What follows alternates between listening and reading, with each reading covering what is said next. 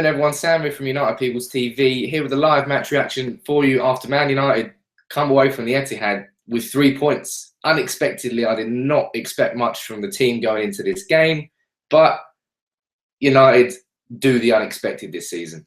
You know, it was Marcus Rashford. Now he's now the youngest ever scorer in the Manchester derby. He's beaten Rooney's record.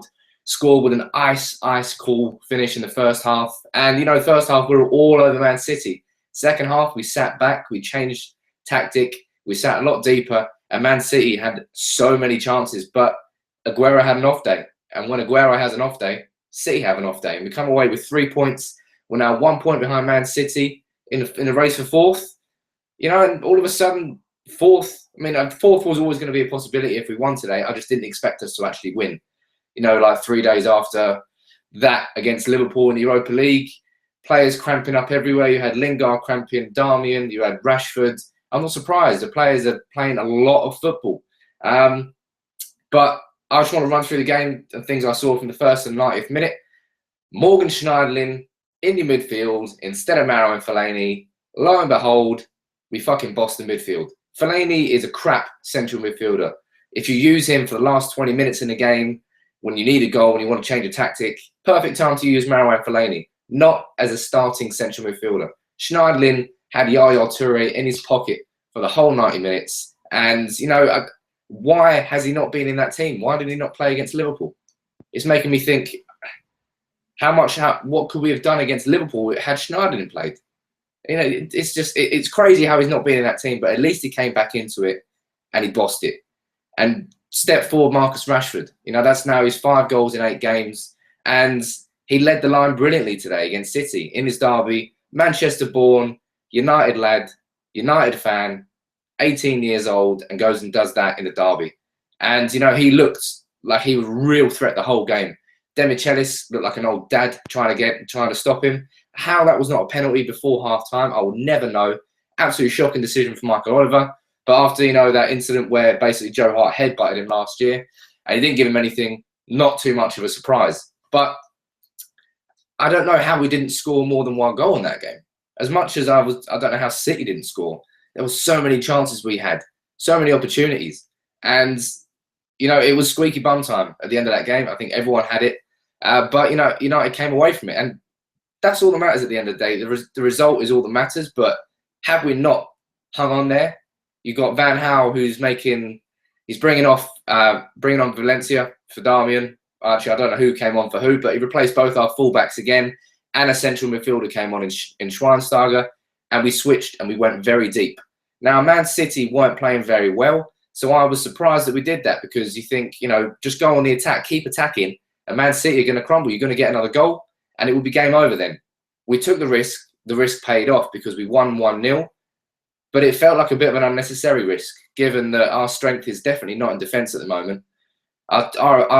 Our strength is giving the ball to Martial or Rashford and just letting them run with it. But we held on.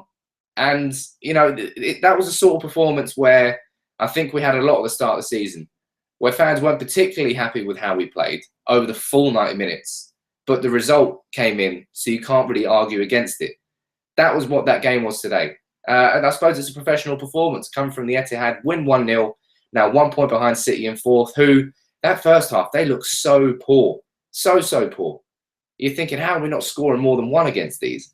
And something I want to commend, I thought Jesse Lingard played brilliantly. You know, I think he's got a lot of stick this season because he's not the most glorious to watch footballer as such, because, you know, he's not really a dazzling sort of player. He's a very professional, more your Dennis Irwin of wingers, I suppose. And I thought he did pretty well. I think we did today. We saw Martial and Lingard both dropping deep, both doubling up on the fullbacks. And it really helped because it stifled City. It didn't give them much room. Something I was surprised at is how poor Yaya Toure and Fernando was, in that they both ran forward together, and it gave us so much space to run in behind, in much the same way as us playing Fellaini and Carrick against Liverpool. That gave Liverpool space to run in behind, and we took advantage of it. As I said, I don't know how we didn't score more than 1 goal, but 1 goal was enough.